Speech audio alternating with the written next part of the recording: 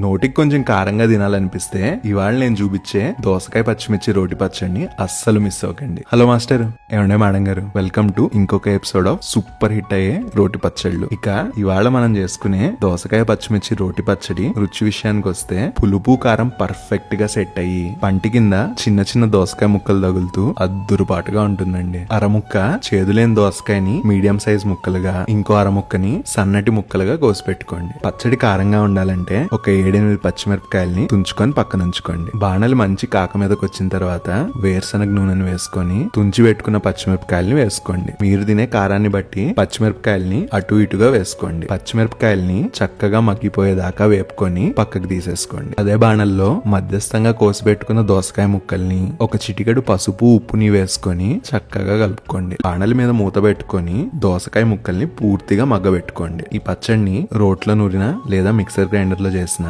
నేను చూపించే exact order లో చేయండి. పచ్చడి రుచి అద్దిరిపోతుంది. ఫస్ట్ స్టెప్ ఏంటంటే మగ్గబెట్టుకున్న పచ్చిమిరపకాయలు, రాళ్ళుప్పు, నానబెట్టుకున్న చింతపండుని వేసుకొని ఉప్పు, చింతపండు, పచ్చిమిరపకాయలు అన్ని కలిసిపోయి గుజ్జు గుజ్జు అయిపోయేదాకా దంచుకోండి. ఇప్పుడు ఇందులోకి మగ్గబెట్టుకున్న దోసకాయ ముక్కల్ని వేసుకొని ఏమండోయ్ గుజ్జు గుజ్జు అయ్యేలా కాదు, ముక్క చెక్క అయ్యేలాగా దంచుకోవాలి. వెల్లుల్లిపాయ తినే అలవాటు ఉంటే గనక ఇప్పుడు ఈ స్టెప్ లో పచ్చి వెల్లుల్లిపాయ, జీలకర్ర, తరిగి పెట్టుకున్న కొత్తిమీరని వేసుకొని వెల్లుల్లిపాయ, కొత్తిమీర బాగా నలిగి వాటి రుచి పచ్చడికి పట్టేదాకా దంచుకోండి. ఇక చివరిగా సన్నగా తరిగి పెట్టుకున్న దోసకాయ ముక్కల్ని వేసుకొని దోసకాయ ముక్కలు జస్ట్ నలగాలంతే. మిక్సర్ లో చేసేవాళ్ళు అదేదో ఉద్యమం చేసినట్టు ఓ రుబ్బేకండి. ముక్క చెక్కగా ఉంటేనే పచ్చడి రుచి బాగుంటుంది. అలా నలిగి పచ్చడి మొత్తం ముక్కలకి పడితే రోటి పచ్చడి దంచుకోవటం పూర్తయినట్టే. ఇలా దంచుకున్న పచ్చడిలోకి ఇష్టం ఉంటే తాలింపు పెట్టుకోండి. తాలింపు పెట్టుకోవటం ఆప్షనల్. ట్రై చేసి ఎలా వచ్చిందో పక్కా కమెంట్ చేయండి.